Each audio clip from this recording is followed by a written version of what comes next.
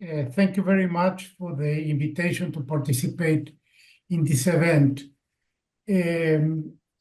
First, I think we have to consider that we are discussing these matters in the context of a totally fragmented multilateral system, not just for the political reasons that are very obvious to all of us in terms of the threats to international security and the broken global security systems, but also in the development side. In spite of the fact that we have supposedly a common agenda, in the UN negotiations, you detect a lot of frustration, particularly from developing countries, on the broken promises, the 0.7, the 100 billion, and many others that were made by developed countries and did not materialize. So we have to assume that anything we discuss, and I'm sure it was considered in previous panels, is in the context of an international system that is not as enabling as it was even 5 years ago. Last week we had the Hamburg Sustainability Conference, which was a big event. And it gave me, on one hand, great optimism because you saw a lot of initiatives ongoing in terms of global climate participation of the private sector, new government actors, not just the traditional ministries of environment or ministries of international cooperation engaging in these matters. But at the same time, we discussed in one particular panel in which I participated, how can we break this, or how can we separate or isolate some elements of cooperation from this fragmented system. And I propose a couple of quick wins which one would be debt relief. We have been talking a lot, and I know it's a very important item in this conference, but if we don't have progress there, all the elements of financing we're discussing are going to be, in many cases, throwing water in a broken bucket. So I think it's an area where progress is urgently needed, going well beyond the reduction of the charges of the IMF that was agreed last week. But if we don't achieve something there, it would be very difficult to achieve progress, particularly considering that almost 40 countries spend more in debt servicing than in health and education. The good news is that there are a lot of proposals on the table, and there are a lot of financing engineering alternatives that can include many actors without that much as a significant loss of capital. And I'm talking in this case about the MDBs. Hopefully we can achieve there. And the other, which is critical for the issue we are discussing today, is try to separate some global public goods from the geopolitical tensions. And I'm talking particularly climate. For instance, we know there is this big conflict between the US and Europe on one side and China on the other. But if we're talking about moving into solar energy or wind energy, China would be the main supplier. And if in the context of any of the financing mechanisms we establish, we exclude China because it's funded by these countries that are geopolitical rivals, then the global south is a massive loser of this type of conflict. So the proposal would be, and all of them proclaim that they want to do it, separate some of these public goods from this geopolitical conflict. I have several other points, but I want to go to some elements of derisking. Dr. De La Palme mentioned the idea of, brought back again the issue of the need to have new sorts of funding for global public goods.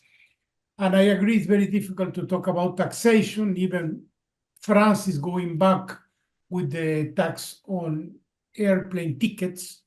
Is going to, that used to finance United. Apparently they're going back on that. But we need to go in that direction. And there are some proposals in the table. You were probably not familiar with the book that was put together some years ago by Mr. Mendes and updated. But I think the Global South has to push very strongly in that direction. You mentioned here the several proposals. And a couple of you mentioned the European Union initiatives to include environmental elements in their international trade. We have to be very careful that that is not used as a protectionist tool. And we're seeing that from South America, from Mercosur, that they are trying to include Brazil among the polluting countries because of its deforestation, and including, in that case, countervailing duties or other trade restrictions to that. So although it looks like a good global public practice, it can become a tool that hinders the development of the South if it is applied arbitrarily. We need to revitalize the carbon trading mechanisms, because if we're going to talk about financing, if we don't create a market, the de-risking will also be a marginal factor. All the insurance elements that we put in place will only play a very limited role. And in the context of carbon trading, we have to make sure that it doesn't become the greenwashing tool that the original CDM eventually became. So we need to really make an effort to create carbon trading, which will result in a real source of funding for projects, programs, and initiatives in the developing world. Also, from the South, we can propose something like a global Green Deal. And I was reading the other day about the European Union plan to go to net zero by 2050. And the estimated cost by McKinsey, I was reading a report by them, is 28 trillion euro to achieve net zero by 2050, of which half would not have a positive investment case. So let's talk about the risking squared or multiplied by hundreds. The idea is, why don't we propose a global net zero, and in that context asks that some of those fundings, instead of being utilized with very high marginal cost to reduce emissions in the global north, be used to reduce global emissions in the global south. And 300 billion are estimated to be needed per year as direct subsidies. I think we can start the negotiation by that. And the reason we can make the global case is an atom of CO2, a molecule of CO2 released in Poland or Belgium is the same that CO2 released in Senegal or Egypt. So why don't we put that on the table and say, okay, we go net zero, but do it in a global way? I think that will change the terms of the debate. Then, coming from where I come, a former director of the Office of South-South Cooperation, we have to enhance South-South cooperation in these areas, both at the technical level, at the financial level, and at the political level. We have to get together more aggressively, pushing our interests. I know that the G77 focal points on all the climate windows were meeting in Kampala last week, but I think the agenda is still fragmented and not ambitious enough. And I think this has to be elevated politically. In addition, the complexity of the agenda facilitates the North by opening all sorts of esoteric issues. I think I'm losing track of how many different items are under discussion in the climate negotiations, and that facilitates the North also taking advantage of some of the more limited negotiating capacities that we have in many countries of the global South. And finally, I want to add the issue of the transaction costs. Transaction costs related to the complexity of many of the instruments that are on the table, and also to the multiplicity of windows. Ibrahim, I want to congratulate you. You're going to be head of one of the latest windows that have been created. But we were on an exercise with my students at the Catholic University, and just at the intergovernmental level, we have identified about 250 funding entities that could possibly be accessed, including the ones from the regional entities, the the United Nations system, and others. So that creates massive transaction costs for developing countries to access those funds. And also it creates opportunities for the global north through choosing the financing windows to direct the resources to whomever is aligned with them politically. I think, obviously, we don't call for closing any of those windows, but to make them more robust and to ensure that they are properly coordinated. That's a primary responsibility of the countries, but I think all of us that worked or work in funding agencies should make an effort to go in that direction. Final point is, when we talk about de-risking, almost all the literature I read was to de-risk the private sector, de-risk the capital. And what about the de-risking of the beneficiaries? It's not that we have to put all the subsidies that are being called by from the multilateral development banks and the Green Climate Fund and others to ensure that the private capital obtains proper profitability. There has to be also some of that investment ensuring that the benefits really reach the people and not all is captured by the capitalists that finance the works. So that's all for now. Thank you. I think we have the institutional frameworks.